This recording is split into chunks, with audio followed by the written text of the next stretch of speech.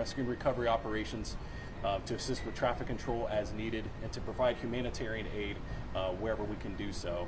And I think it's important to note that even though that there's a community in need that isn't in Ohio, it's the culture that we have in the highway patrols to put service above self and go down and help where we see people that are in need.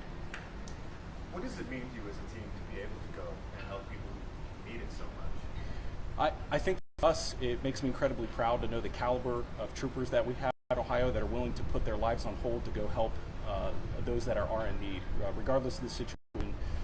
We've asked them to step away from their families, child care, things like that. When we put the request out to our troopers, we had the complete roster filled up within 2 hours, and that was late last night that this request came in. How many people are you sending, and what is the initial plan when they arrive there? So we're in constant communication with the Department of Public Safety for Texas, as well as the Texas Rangers. We're sending a contingency of 20 uniformed officers, and we will be in constant communication to see where we are needed. Right now, we are going to be assisting with the search and recovery operations with Texas Department of Public Safety and the Texas Rangers. Does that mean actually like out searching in the debris and maybe out on boats like that, or how would that go about?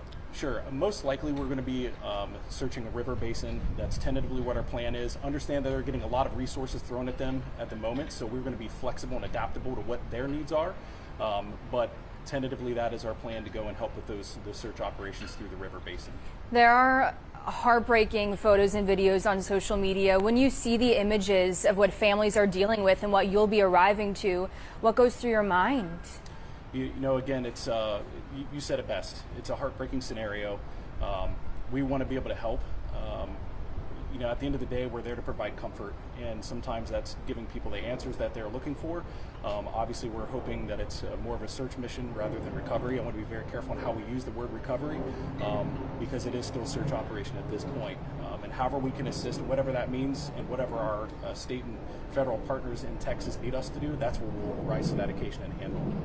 How often does your bureau get sent on out-of-state assignments, and what was it about this one that just you were needed?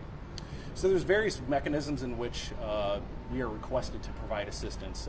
A lot of security details, which we don't really talk about those a whole lot for security reasons.